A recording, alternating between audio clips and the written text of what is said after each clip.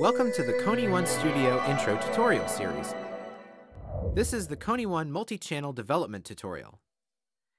In this module, we will cover how to create forms across channels, including tablet forms, how to reuse assets from mobile forms, leveraging the native capabilities of the tablet through the IDE. We will begin by creating a new form, but this time for the tablet channel. Right-click on the Tablet section under Forms and select New Form.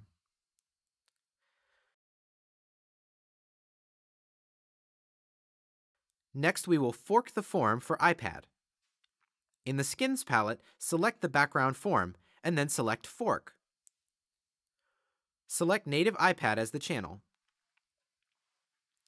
Then, assign the background skin to the form. The form that we will be designing takes advantage of a multi-pane style view, which lets us put a scrolling set of data on the left side of the form and a map widget on the right side of the form.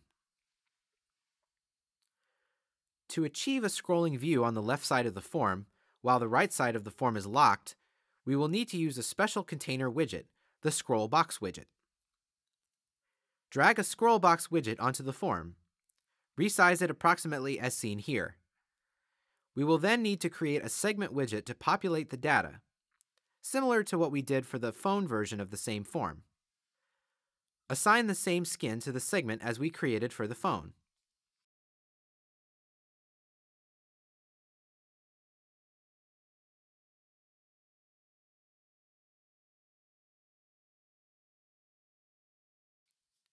Then, as we did for the phone version, drag a VBox and labels onto the segment. There is no need to drag an image widget for the chevron as we did for the phone, since the native iOS binding takes care of that within a segment automatically.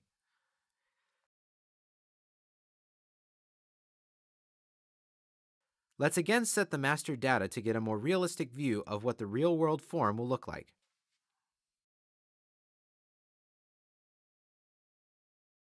When we preview the form, we notice that the orientation is not correct, and that the segment is set to group cells.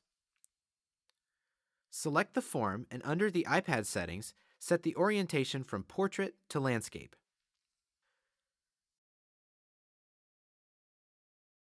Then, set the group cells option within the segment to false. We can reuse all of the same skins that we created in the phone version, assigning them to the same labels as we did on the phone version.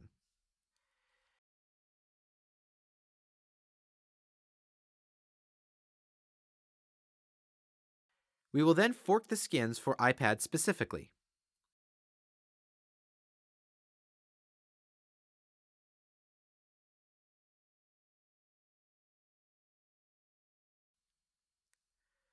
Let's assign some larger font sizes since we have the extra screen real estate on tablet.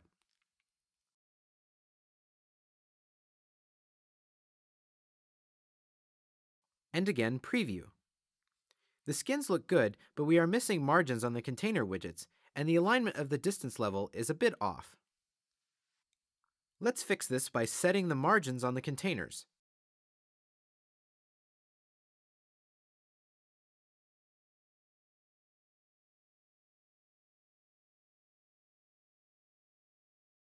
And then resetting the overall width of the VBox container and the distance widget.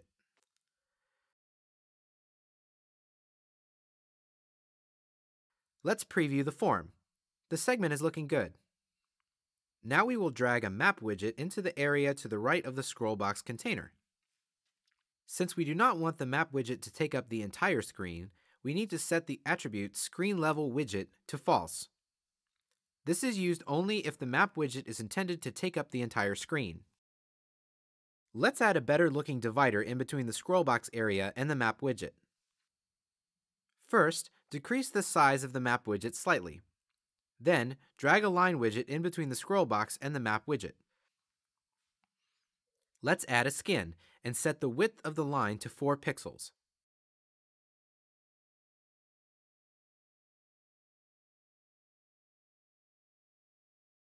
And again, preview. Now we will replicate the home screen for the tablet channel. We can reuse many of the same assets. To do so, we will open the mobile home form and begin copying widgets from that form to the tablet version. Let's set the same skin on the form that we did for the results form. We will need to set the margins on the containers to make a layout better suited for the tablet. And set the orientation mode on the form to landscape. Set the margins on all of the buttons to space them out for tablet.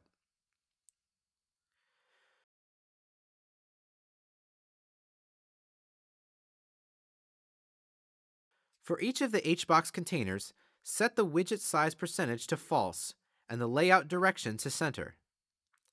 This will align the buttons in the center of the form more easily.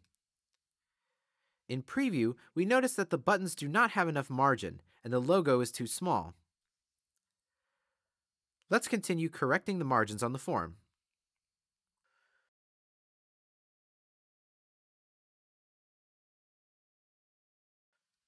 And Preview. The last thing we will need to do is correct additional margins on the buttons and set a larger image for the logo.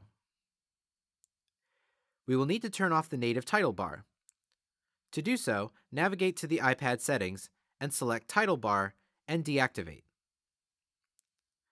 We are now done with the home screen for iPad. We could add a lot more content given the real estate, but we are keeping it simple for now. Next, we will set the native iPad tab strip, or app menu, and we will set the native title bar attributes for the results form. To set the application menu properties, right-click on the project name and select App Menu.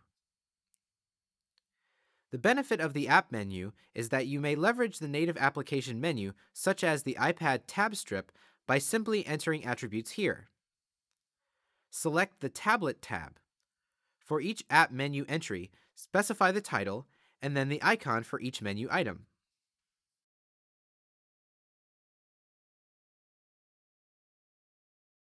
Notice how each of the tab strip menu items are natively rendered. Let's first add a skin for the title bar. We will set the background to transparent so that the default native iPad title bar look and feel is used.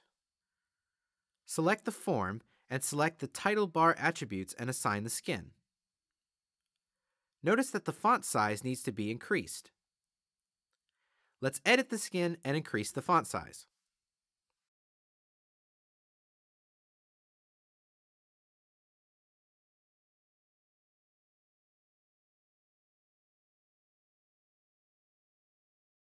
This concludes the multi-channel development tutorial. For additional information on multi-channel development and other tutorials, please visit developer.kony.com.